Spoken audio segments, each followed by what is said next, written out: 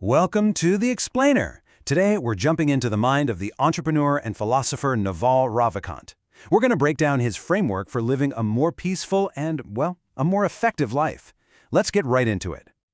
So, let's start with a question that I think gets right to the heart of our daily struggles. You know that feeling, like you're just drowning in a sea of problems, this never-ending list of things to worry about.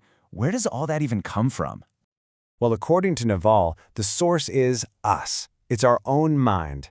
He makes this really radical claim that problems aren't these external things we run into. Nope, they're internal judgments that we create ourselves. Okay, so let's really dig into this core idea. Because if problems are just a matter of how we see things, of our own interpretation, well, that means the suffering that comes with them might just be optional. And here's where Naval draws a really sharp line. Physical pain, that's real, it's unavoidable. But mental suffering, that's the anguish, the pain we feel when we're resisting what's happening right in front of us. And he argues that that kind of suffering is a choice we really don't have to make. And this, of course, leads to a huge shift in how we look at things. If we can actually choose to let go of suffering, then what does it mean to choose happiness? How do we break out of that cycle that keeps us all feeling so trapped? For Naval, happiness isn't about chasing some future goal or getting that next new thing. It's actually a state of acceptance. It's just being okay with the here and now, without that nagging feeling that something is missing.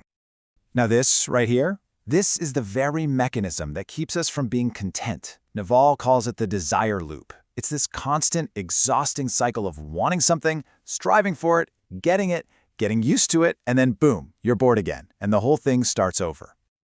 And this quote just hits the nail on the head, doesn't it? It shows the fundamental flaw in that whole loop.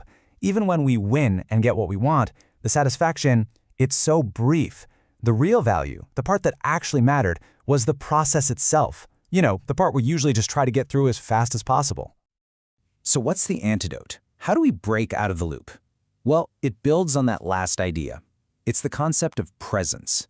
If the journey is all there really is, then learning to be fully in that journey becomes the most important skill you can possibly develop. And to really get why being present is so urgent, Naval puts our entire lives into this really stark perspective.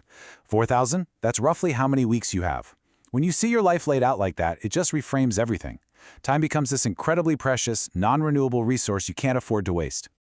And with that in mind, he completely redefines what wasted time even is. It's not about being unproductive or lazy. Wasted time is any moment you are mentally absent from your own life. Your mind is just lost in the past or worried about the future, while the present moment just slips away. I mean, does any of this feel familiar? Because these are the classic signs that we're just not present. Each one is a form of resistance to what is.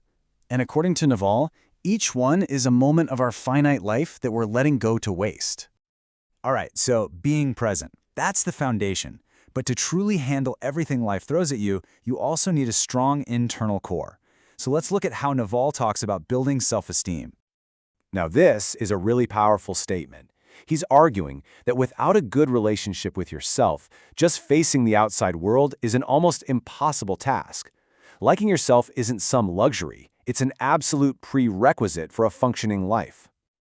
And here's the key part. Self-esteem isn't just some vague feeling you hope to have. It's something you earn. It's the reputation you build up with the one person you can never, ever fool. You. So how do you build that reputation? Well, he offers two really practical ways. First, figure out what your own values are, and then hold yourself to them. No excuses. And second, find meaning by serving or sacrificing for something or someone you love. That builds a deep, unshakable sense of pride.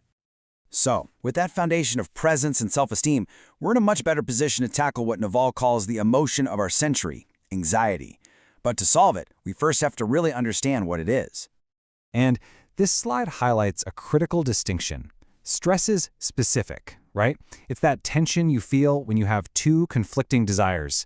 But anxiety, that's a whole different beast. It's what happens when all those little unresolved stresses pile up on top of each other until it becomes this one giant tangled mess.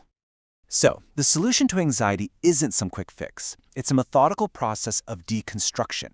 It means you have to actually stop, acknowledge what you're feeling, and begin the slow, careful work of untangling that mountain of unresolved issues, one by one. And this brings us right back to the beginning. It all comes full circle. Whether you're trying to deal with anxiety, build self-esteem, or just find happiness, the answer is always rooted in the process, not the outcome. The journey is life itself. So we'll leave you with this final thought to really chew on.